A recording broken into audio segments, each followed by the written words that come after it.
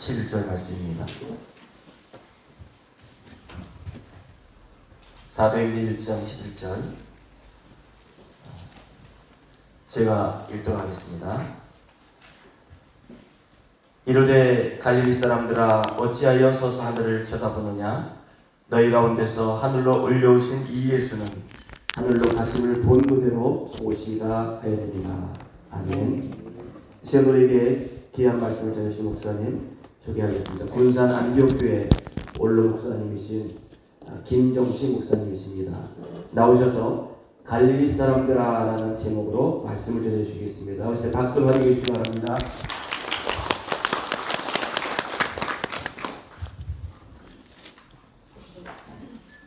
할렐루야. 아멘. 성탄의 아침입니다. 그래서 제가 오늘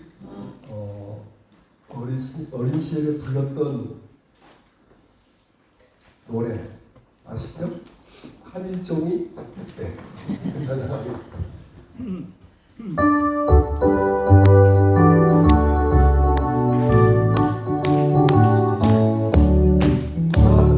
한일종이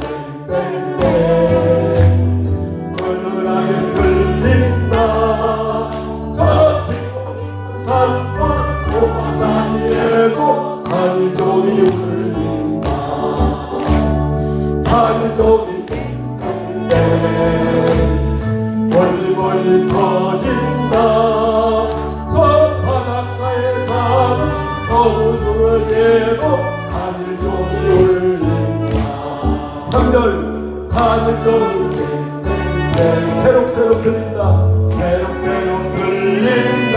저 주택의 선교사 가족들에게도 한일종이 울린다. 3절은 계산을 했습니다. 한일종이 땡땡땡 새록새록 들린다. 저 주태양 선교사 가족들에게도 한일종이 어쩐다? 들린다. 울린다. 할렐루야. 제가 이거 한국에서 가졌습니다. 한일종 한번. 어쩌면 제가 이렇게 또 오늘 또 성탄절날 말씀을 전할 기회를 얻어서 정말 너무나 감사하고 제가 정말 여기 올 만한 아무런 조건이 갖춰진 사람이 아니에요. 근데 이건 전적인 하나님의 은혜고 역사인 줄로 믿습니다. 아멘.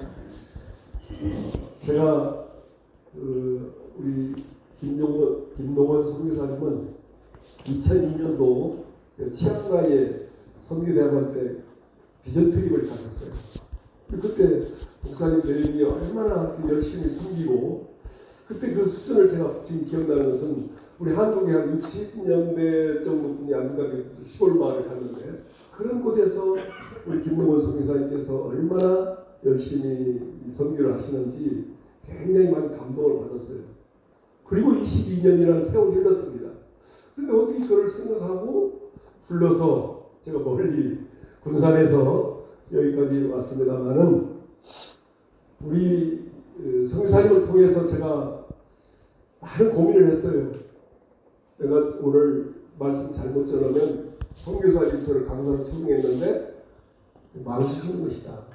첫째는 하나님께 망신이고 두 번째는 선교사님께 망신이고 세 번째는 우리 아들하고 저하고 약속을 했어요. 이 집회가 끝날 때까지 아버지 아들 관계를 딱 갖추자. 왜냐면 잘못하면 망신사니까. 오늘 첫날 강사 소개할 때 우리 선교사님이 김대현 선교사님 찬양 인도자가 아버지라서 겸사겸사 오셨다 이렇게 말씀을 하니까 제가 안 받게 있을 수가 없잖아요. 그래서 야 이거 우리 자칫하면 손자 손녀들도 있고 또 자부도 있는데 잘못하면 망신산다. 그러나 뭐 갑오시티 망신도 괜찮지 않아요? 사랑하는 여러분, 저는 참 우리 오늘 말씀을 전할 때 굉장히 부담스러웠어요. 잘못 전할 때 혹시 하나님께 영광이 가르지 않을까 그런 생각 때문에 많이 염려했지만 어제 제가 우리 강사님의 말씀을 듣고 1시간 이상을 원고 없이 저렇게 원고를 많이 써왔는데 원고 없이 저렇게 1시간 이상을 말씀 전하를 보니까 제가 이번에 이 강사님들 특징을 좀 봤어요. 다 원로만 모셨더라고요. 원로. 어떤 의미가 있었을까? 그리고 다 보세요. 안산, 울산, 부산, 군산 다 산만 모였더라고요. 아, 그래서 여기는 태산이구나. 태국의 산들이 모여서 아멘. 할렐루야. 아멘. 그래서 괜찮다. 나도 군산이가 산이니까 부산, 안산, 울산, 군산 그 중에 하나 들어간다. 그렇게 생각하고 오늘 말씀을 같이 나누고자 합니다.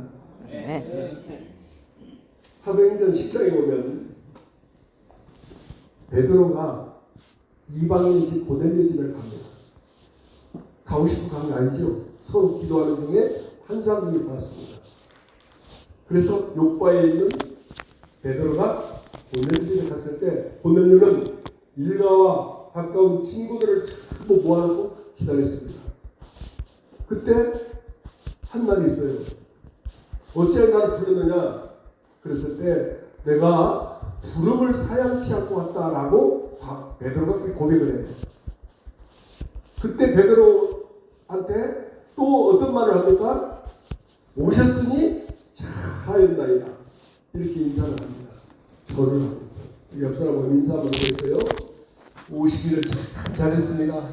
오시기를 참 잘했습니다. 뒷사람에게도 안 오셨더라면 큰일 날 뻔 알았습니다.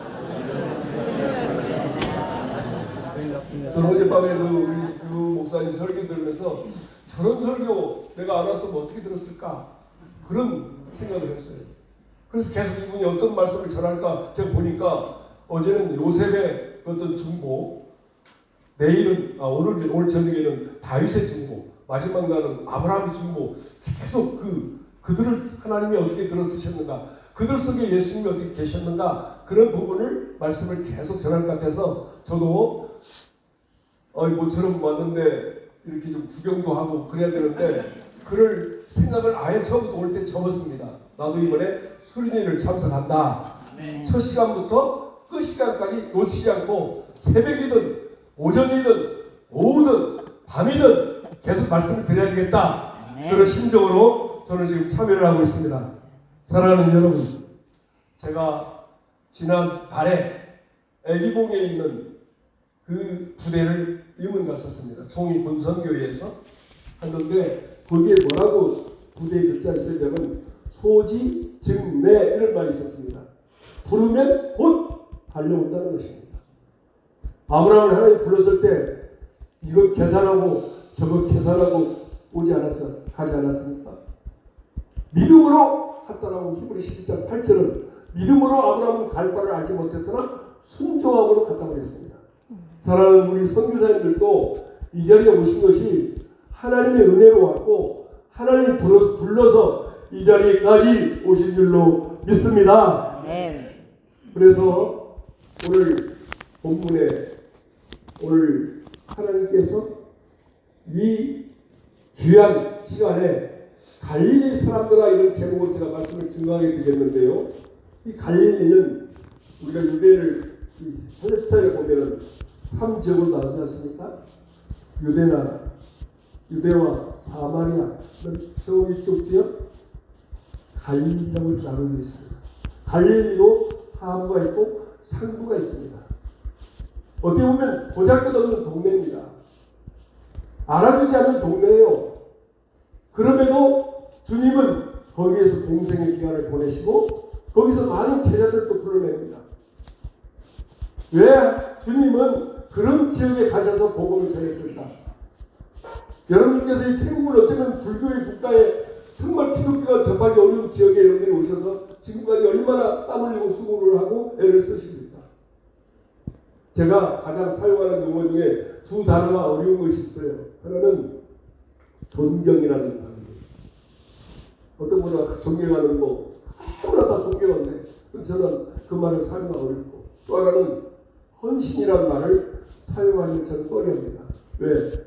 헌신은 몸을 완전히 드리는 것도 헌신인데 생명 내놓는 것인데 그 쉬운 말이냐고. 목포에 어느 영락교회에 가보니까 헌신하는 용어가 없어요. 여전도의 헌신예배, 남전도의 헌신예배, 뭐 주일학교 헌신예배, 무슨 뭐 교사 헌신예배, 다양한 헌신예배를 일체 써가지고 전부 다 선교예배라고 이름을 바꿨더라고요. 그래서 저도 군산 안디옥교회니까 안디옥은 여러분들 잘 아신 대로 선교의 센터 아닙니까?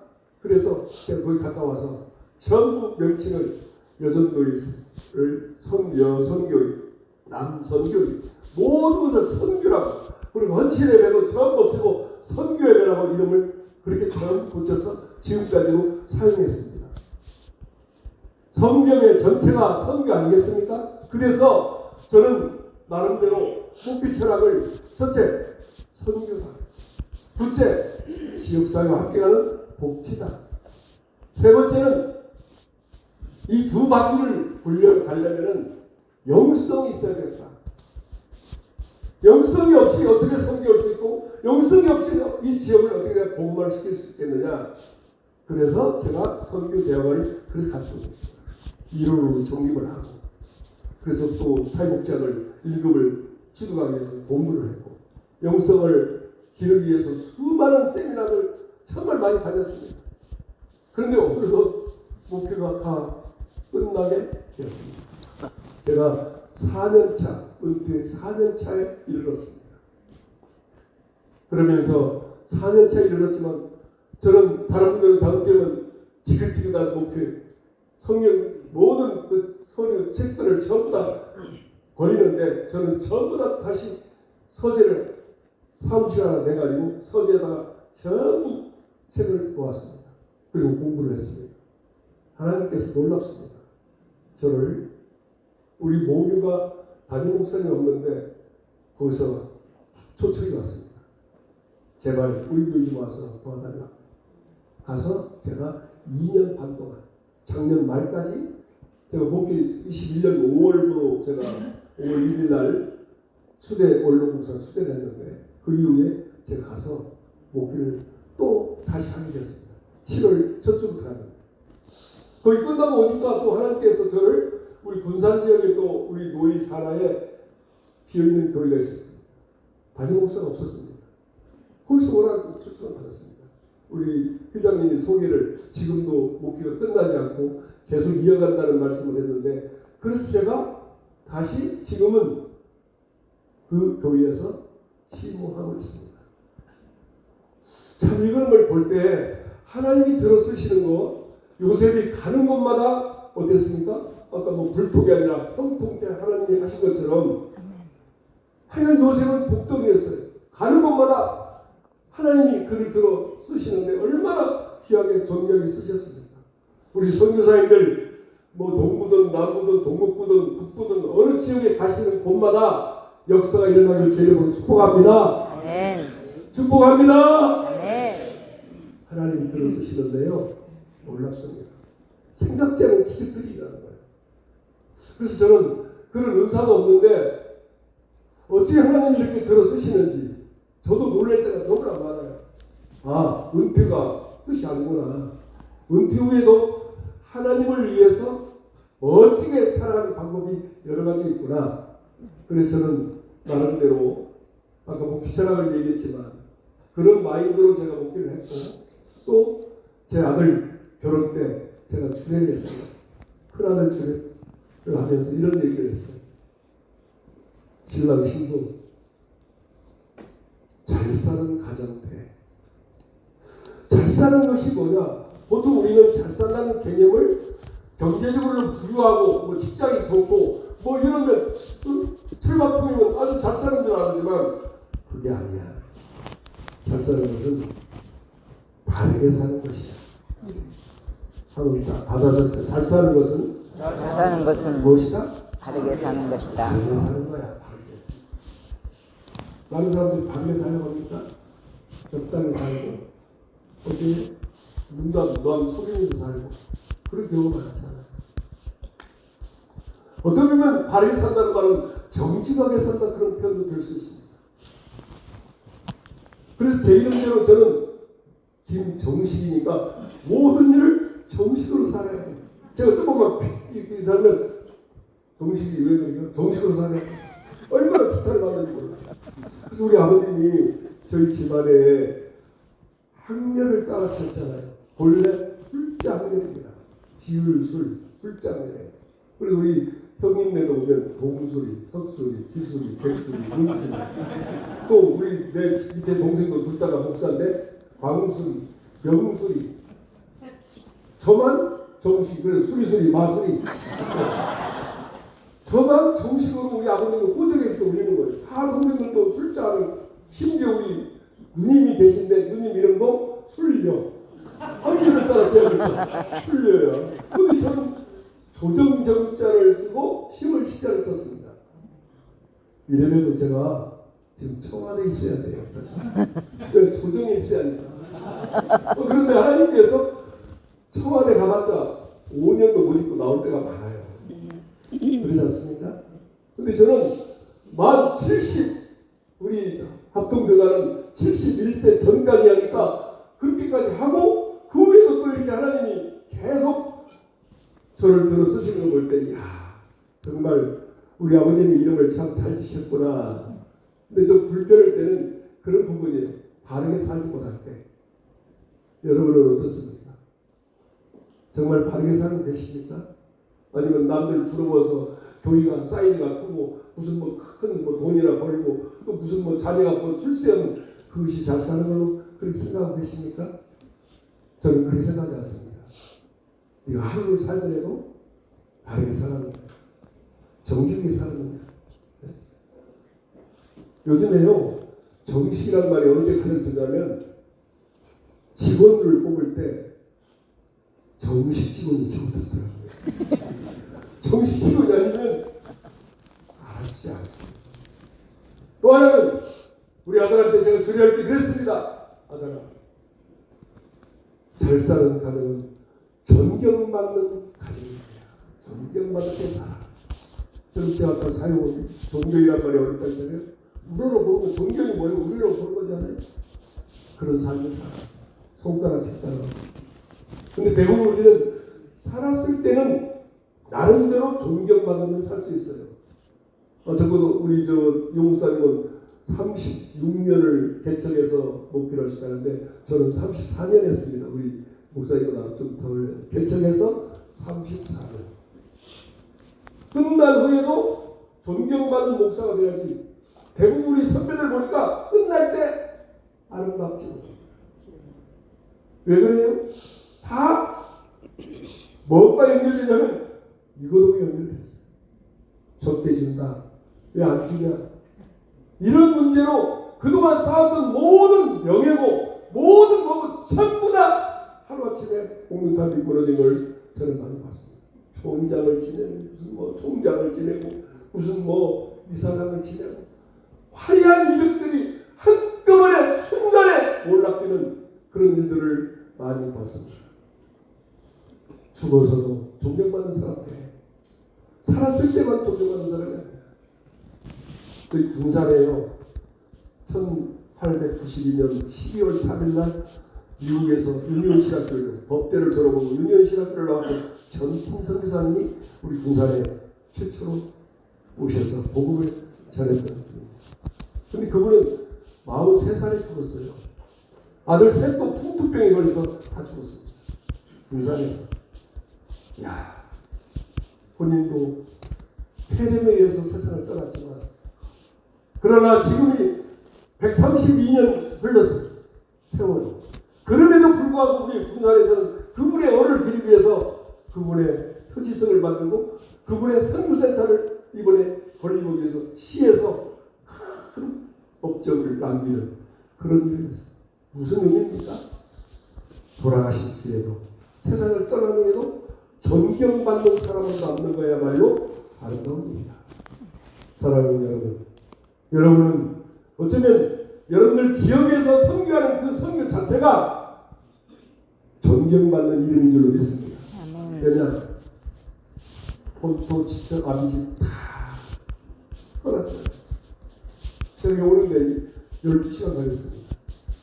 그 먼 땅, 여러분들은 모든 걸 다 포기하고 부모든 형제든 명예든 모든 걸 포기하고 하나님의 부르심 따라 여기까지 오셨습니다. 먼 날 여러분들의 어떤 발자취 흔적이 남을 텐데 존경스럽게 남기시기를 주의 이름으로 축원합니다. 아멘. 우리 성교사님 정말 존경받는 분이야. 이럴 때 하나님께 영광이 될 것입니다. 아이고 그 성교사님 그 목사님 떠나기를 잘했어. 얼마나 가슴 아프게 했는지 몰라. 이런 사람을 만나면 얼마나 가슴 아프겠습니까? 또 하나는 세 번째 제가 우리 아들한테 주례하면서 그랬습니다. 잘 사는 것은 영원히 사는 것이 잘 사는 거야. 이 말은 너 예수 잘 믿어. 이 말입니다. 모든 사람은 100세 이하에 다 가지 않습니까? 그 유한적인 인간 존재는 누구나 다 그만큼 살 수 있어요. 그러나 영원히 사는 것은 예수 안 믿으면 소용이 없어요. 네가 예수를 잘 믿어서 너희 아들들에게도 너희 온 후대들에게도 그렇게 예수를 잘 전하는 믿음의 가문을 만들어라. 제가 그렇게 부탁을 했습니다. 그런데 우리 손녀들이 제가 8명이나 됩니다. 세 아들이 있는데 8명 중에 남자아이가 4명, 여자아이가 4명 그렇게 돼요. 그래서 전화 올 때마다 제 군산 사니까 군산 할아버지 근데 왠지 그 마음이 제 마음에 싹 안 들어요. 지역의 아버지는 아브라함은 뭐예요? 열국의 아버지라면 열국의 원래 열방의 아버지가 돼야지 왜 군산 할아버지만 부르냐. 그래서 제가 어느 날 기도 중에 고쳤습니다. 앞으로 그렇게 부르지 말고 할아버지 목사님 충성 이름을 고쳤어요. 그렇게. 그래서 이제 지금은 계속 서울에 지금 아들들이 큰아들 둘이 있고 여기 이제 태국에 있으니까 전화할 때마다 할아버지 목사님 충성. 그럼 나도 충성 이렇게 인사를 하지. 한번 해볼까요? 할아버지 목사님 충성. 여러분들은 어떻게 부르는지 모르겠어요. 저는 그렇게 신앙적으로 교육을 시켰어요. 왜냐? 아브라함이 믿음의 조상이 됐다면 나도 우리 도광김 씨 집안에 제가 도광김 씨가 그런데 도광김 씨 집안에 뭔가 우리 아버지 돼도 우리 할아버지 돼도 친주 할아버지 돼도 고조 할아버지 돼도 전혀 신앙이 없는데 전 때부터 신앙을 잘 우리 자녀들한테 물려주는 그런 믿음의 아버지가 되고 싶었습니다. 그래서 제가 그 이름을 바꾼 뒤에 지금도 계속해서 저를 전화로 할 때마다 할아버지 목사님 충성, 할아버지 목사님 충성 계속 그렇게 이름을 불러오고 있습니다. 저는 그 말을 들을 때마다 가슴이 뿌듯하고 야 너희들 모르는 날 제가 이제 축구 없을 때 야, 우리 할아버지 몇 대 할아버지가 우리 집안에 처음으로 신앙을 갖게 하신 분이야 이러지 않을까 그런 생각을 저는 해보는 것입니다. 사랑하는 여러분, 여러분들이 선교하는 지역에 여러분들 때문에 우리 지역이 하나님을 믿는 백성들이 되었다. 그런 좋은 발자취를 남기시기를 제 이름으로 축원합니다. 아멘. 사무엘 선지자를 저는 많이 좋아합니다. 사무엘 선지자가 어땠습니까?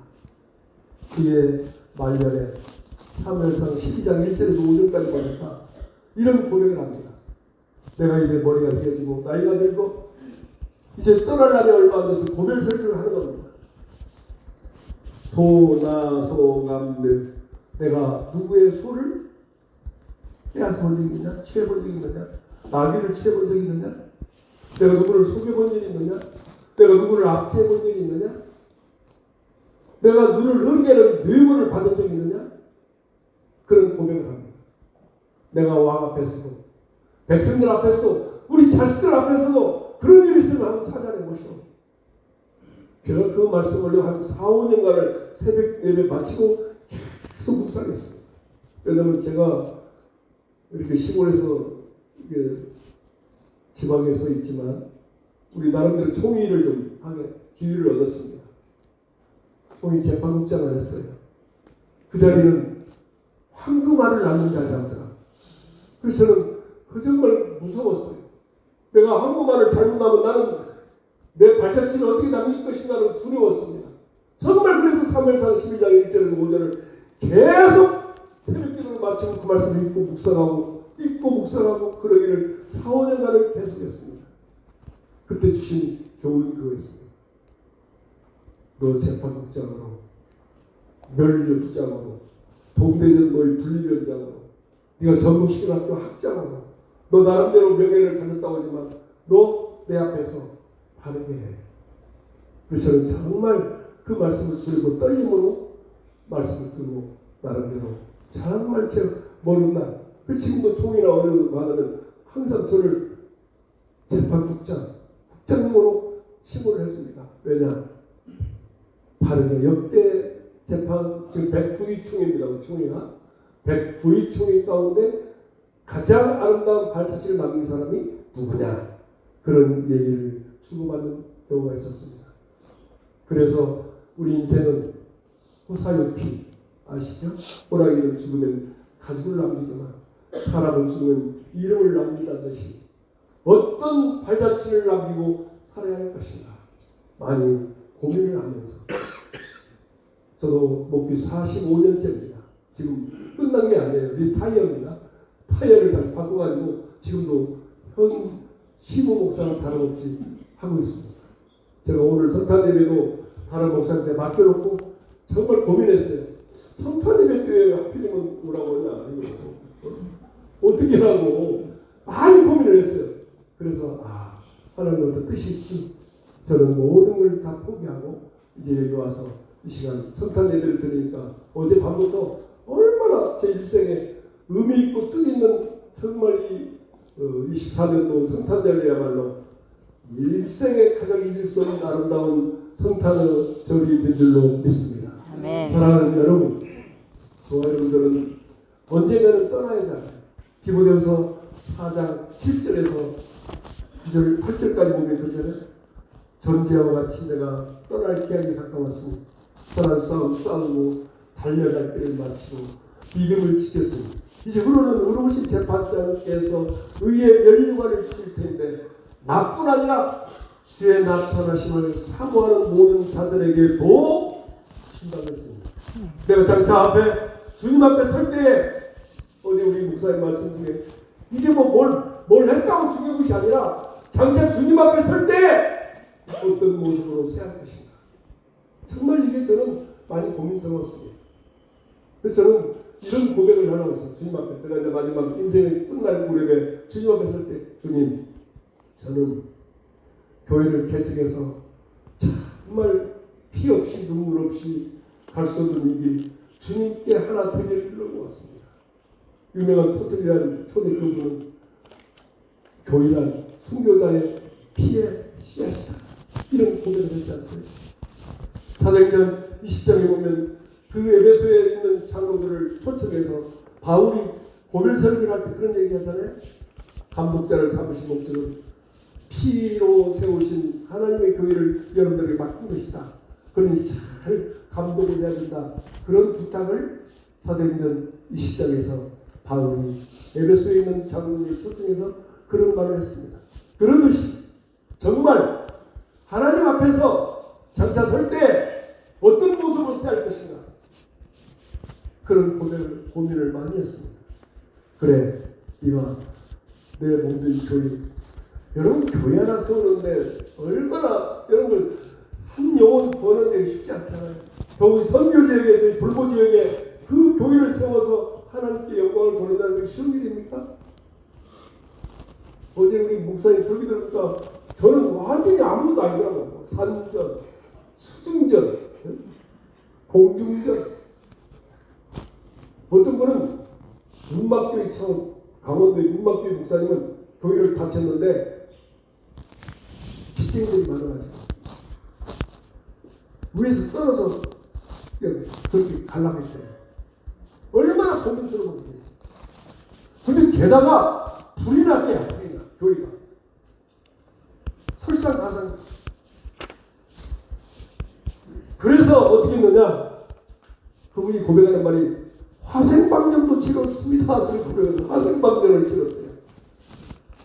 여러분 그러지 않습니까? 우리 인생에 살아오면서 수많은 겪는 일들. 그러니까 우리 제가 원로 목사 이번에 다 세우신 목적이 어떤 의미가 있을까 많이 고민을 해서 아마 저의 살아온 신앙의 간증, 어제도 목사님을 통해서 많은 은혜를 받았습니다만은 교회 하나가 세워져서 하나님께 돌려진다는 것. 그래서 내가 주님 앞에 이렇게 주님 내가 이렇게 주님 일어나 왔습니다.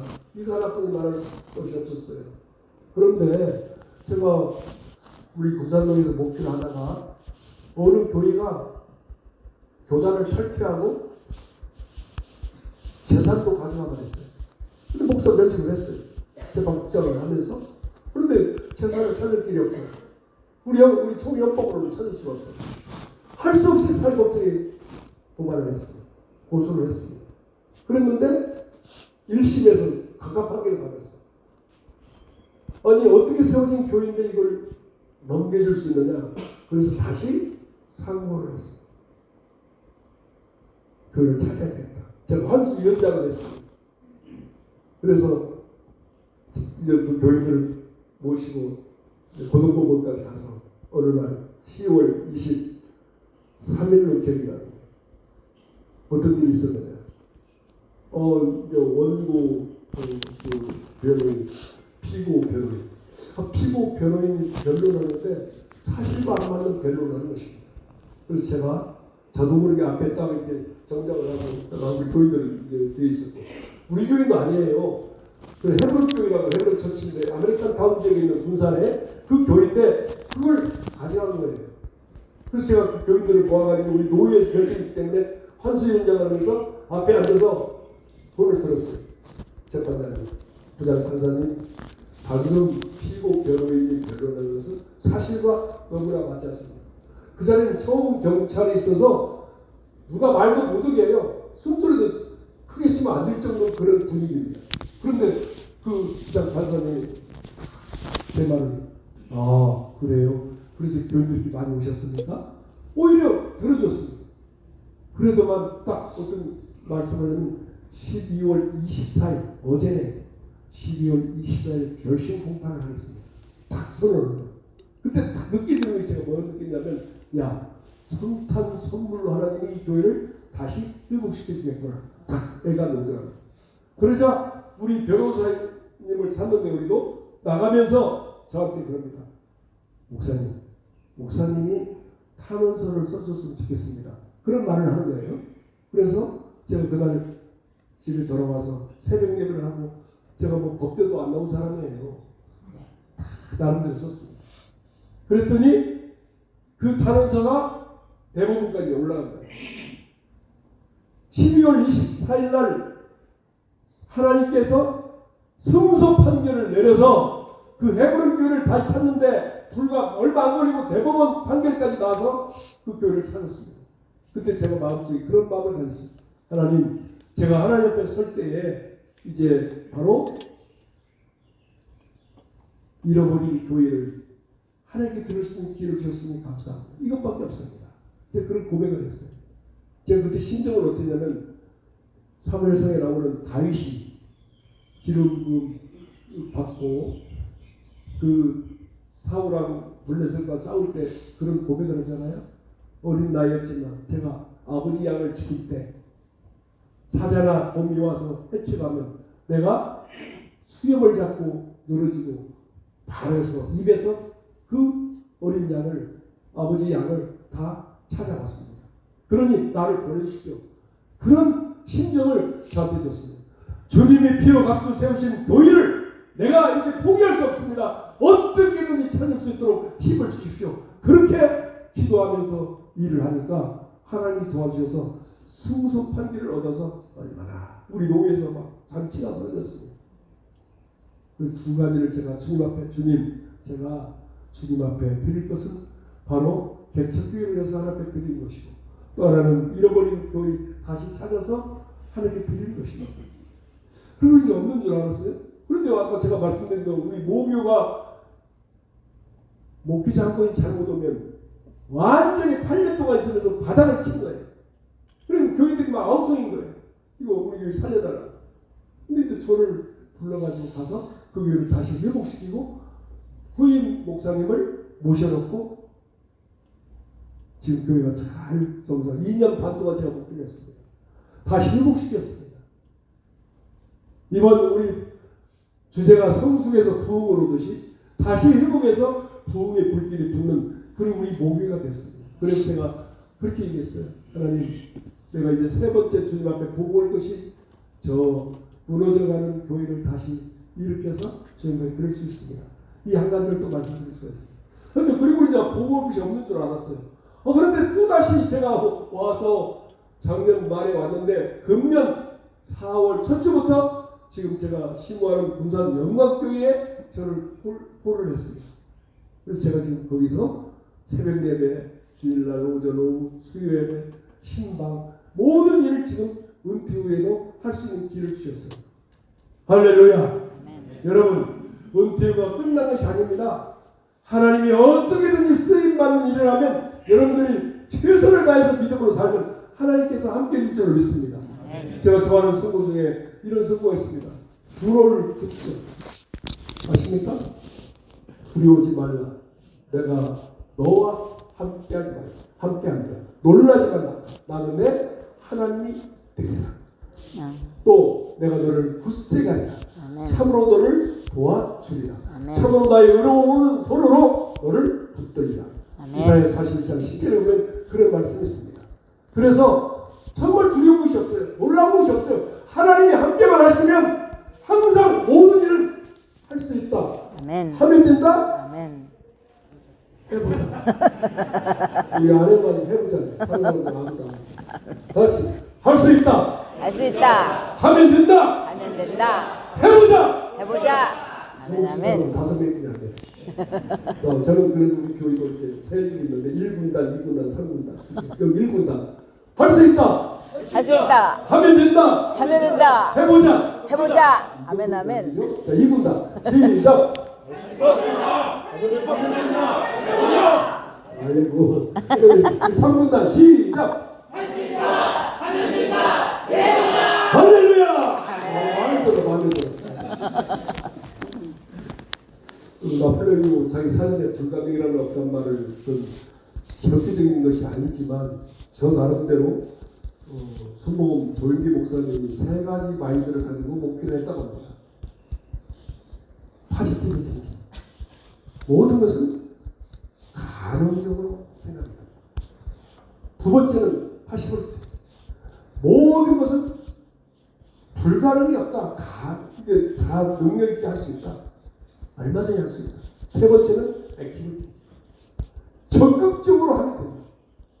제가 처음 제가 총각 집사였어요.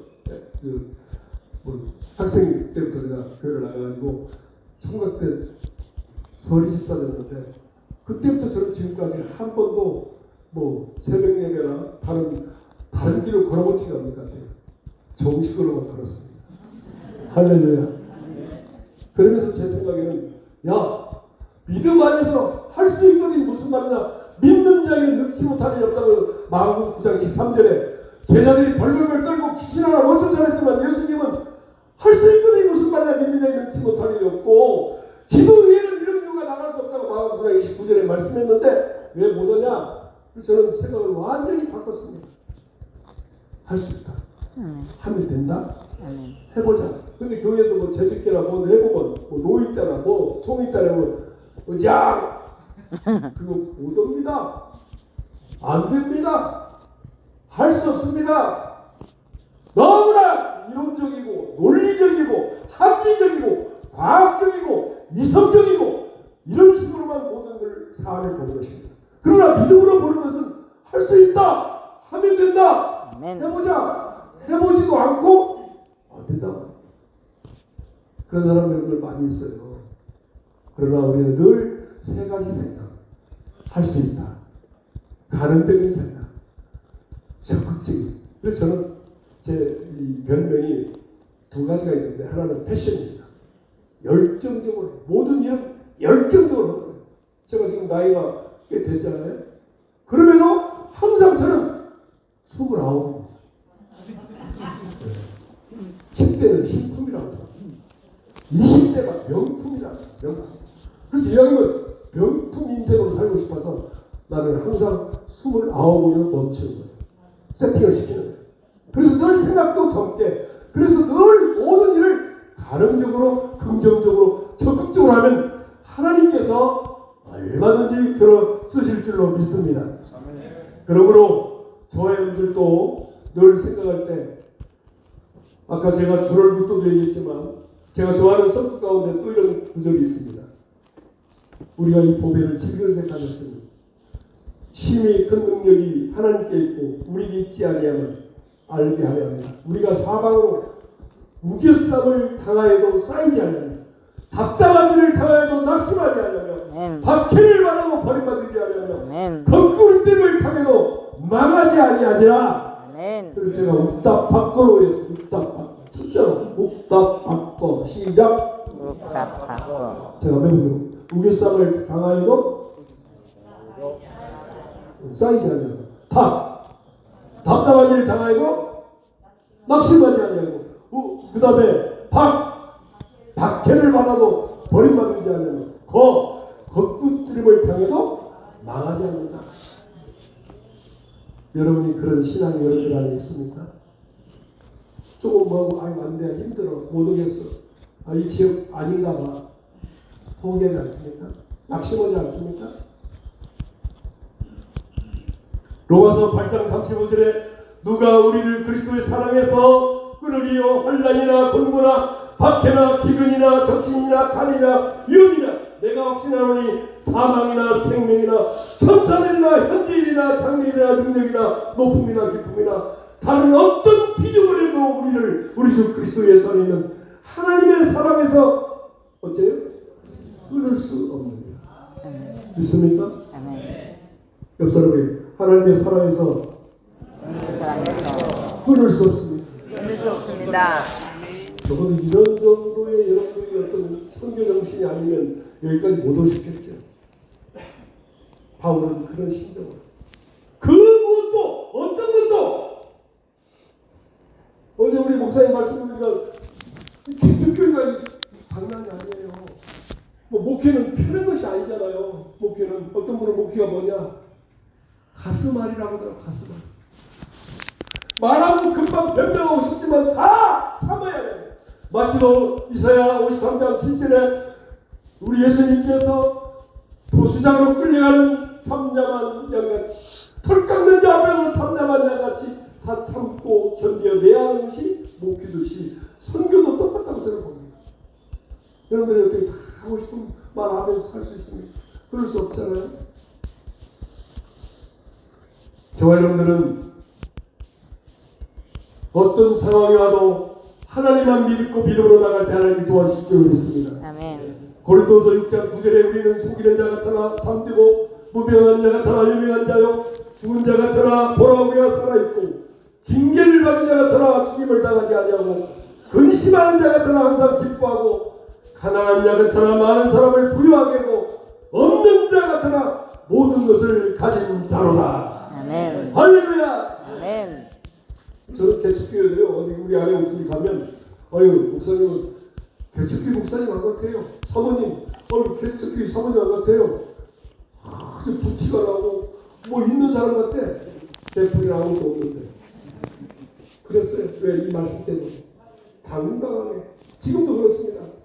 제가 뭐 가지고 없지만 내 속에 예수 그리스도가 계심으로 아멘. 없는 자가 되나 모든 것을 가진 자로다. 아멘. 가난한 사람을 내가 부욕해 하는 자로다. 아멘. 이런 확신을 가지고 나가니까 얼마나 감사합니다. 여러분들 기죽지 말아요. 아멘. 어떤 상황에도 하나님 말씀대로 믿고 나가면 하나님이 도와주시고 역사를 하나님 손에 달려있어요. 아멘. 그러므로 저와 여러분들이 선교하든 목회하든 어떤 상황이 와도 하나님 앞에서 예수 그리스도가 내 안에 있으면 두려울 것 없이 담대히 나가야 될 줄로 믿습니다. 아멘. 저는 결론으로 이렇게 말씀을 내려나옵니다. 갈릴리 사람들 어떻게 보면 학벌도 없고 지역적으로 저 유대 예루살렘에 비하면 게임이 안 됩니다. 문화, 종교, 모든 행정 모든 걸 볼 때 거기는 낮은 사람들만 살았던 지 어떻게 보면 이방인, 심지어는 우리 예수님이 거기서 사역할 때 갈릴리에서 무슨 선한 것이 나겠어? 나사렛에서 뭐가 좀 선한 일꾼이 나오겠어? 무시를 당했던 지. 그러나 미가서 5장 2절은 베들레헴 유다 땅이 어땠습니까? 네가 작은지라도 다스리는 자가 나온다는 뜻이. 여러분, 이 태국에서 훌륭한 하나님의 사람들이 나올 줄로 믿습니다. 아멘. 여러분들을 통해서 역사가 이루어질 줄로 믿습니다. 이제는 더 이상 갈릴리가 낮은 지역이 아닙니다. 유명한 프로골퍼 최경주 장로가 알고 봤더니 완도 출신이다. 전라남도. 근데 그거는 자기는 흙수저라고 하고 뻘수저라고 하더라고. 뻘수저. 왜 뻘이 많았거든요. 저도 새만금 아시죠? 군사로 모르지만 새만금은 아시잖아. 갯벌이 많습니다. 그 기사라는 것을 막았던 곳입니다. 저도 뻘수저 출신입니다. 출신이 문제입니까? 잘 사는 것이 뭡니까? 다시 말씀드립니다. 갈릴리 사람들 별볼일 없는 사람들입니다. 누가 알아주지 않는 사람들입니다. 그런 하나님은 그를 부르셨습니다. 그를 들어 쓰시는 것입니다. 고린도 교회의 고린도 전서 제1장 26절부터 보면 무슨 말씀이 있습니까? 너희 부르심을 보라. 돈벌 좋은 자가 많지 않구나. 하나님은 약한 자를 들어서 강한 자를 부끄러며 없는 자를 있는 자를 피하시는 약한 자를 들어서 강한 자를 부끄럽게 하고 아멘. 역사를 하나님이 이루어가시는 것이다 말씀했습니다. 아멘. 여러분, 그런 믿음을 가지고 앞으로 또 남은 세월 멋지게 주를 위해서 살고 멋지게 죽고 멋지게 천당하시길 바랍니다. 아멘. 비거보게 살지 말고 비구르게 살지 말고 멋지게 사세요. 멋지게 산다는 거예요. 당당하게 정식으로 사는 겁니다. 진실하게 사는 거예요. 하나님 앞에 살아가는 거예요. 코란 배우 정식으로 살아가는 것입니다. 오늘 여기 갈릴리에 예수님이 오신 목적이 있습니다. 여기 와서 약속을 했어요. 내가 살아난 후에는 우리 다시 갑니다. 그런데 거기 갔던 것은 갈릴리 대표자가 베드로입니다. 베드로는 뭐였습니까? 내가 죽을지언정 절대 나를 주를 부인하지 그런 주님을 보이는 사람. 그런데 다시 나타나서 용서를 해줬습니다. 용서해 주시나. 갈릴리에서 나타나서 얘들아 너희들이 본 그대로 내가 다시 우리가 제2의 주님을 또 설명했습니다. 멋진 아름다움을 보여줬습니다. 다시 사명을 맡겨주시는 곳이 갈릴리였습니다. 어쩌면 성숙에서 이제는 더 부흥으로 가는 길이 여러분들에게 지난 과거를 묻지 않으시고 하나님은 지금 다시 들어서 여러분들을 쓰시기 위해서 불러서 역사를 맡겨서 이루어 주실 줄로 믿습니다. 아멘. 또 그런 믿음으로 그래서 저는 이 갈릴리 제가 뻘수 출신이지만 제 별명을 또 하나 쳤습니다. 김정식 너는 시골 사람이잖아? 그런데 아니야 이제는 젠틀맨이야. 그래서 제가 별명이 닉네임이 시골 젠틀맨입니다. 뻘수가 아니라 너는 이제 하나님 은혜로 왜 그 별명을 쳤냐? 하나님의 은혜를 믿지 않으려고. 너는 뻘수에 불과해서 너는 시골의 출신에 불과해서 그런데 내가 예수 믿고 나서 하나님을 알고 나서 이렇게 멋진 하나님의 사람으로 만들어준 이 은혜를 잊지 말라. 아멘. 저는 한시도 잊지 않으려고 제 이름을 비쳤습니다. 우리 갈릴리 사람들 어떻게 보면 참 낮은 수준 참 밑바닥에 있는 그런 분이었지만 그들을 들어서 하나님은 역사를 이루셨습니다. 앞으로 그렇게 존경의 쓰임받는 믿음의 식구들이 되기를 제 이름으로 축원합니다. 아멘. 그런 의미에서 제가 갈릴리 마을 그 숲속에서 찬양을 부르고 축도하고 예배를 마치겠습니다.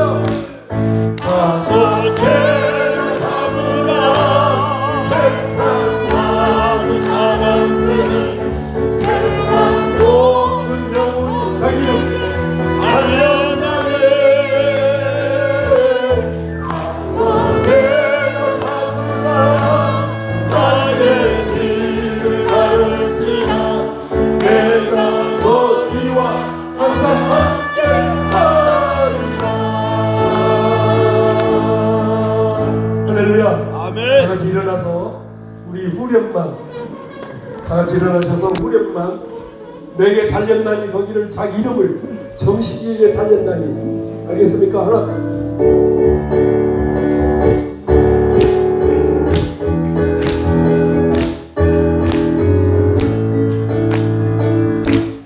가서 죄나 삼으라 세상 모든 사람들 세상 모든 영혼이 내게 달렸나니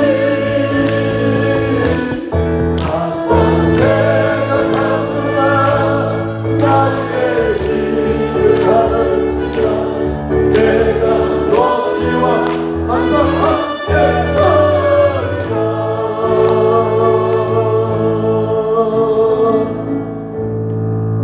지금은 그러므로 너희는 가서 모든 족속으로 제자를 삼아 아버지와 아들과 성령의 이름으로 세례를 주고 내가 분부한 모든 것을 가르쳐 지키게 하라. 볼지어다 내가 세상 끝날까지 너희와 항상 함께 있으리라 하신 임마누엘 되신 우리 주 예수 그리스도의 은혜와 만 가지 복의 근원 되신 우리 하나님 아버지의 그 위대하신 사랑하심과 보혜사 성령님의 감동 감화로 충만 교통하신 은사가 주태한 선교사님들과 섬기는 사역지와 교회와 가족들 머리 위에 이 수련이 위에 이제로부터 영원토록 항상 함께 있을지어다. 아멘. 네.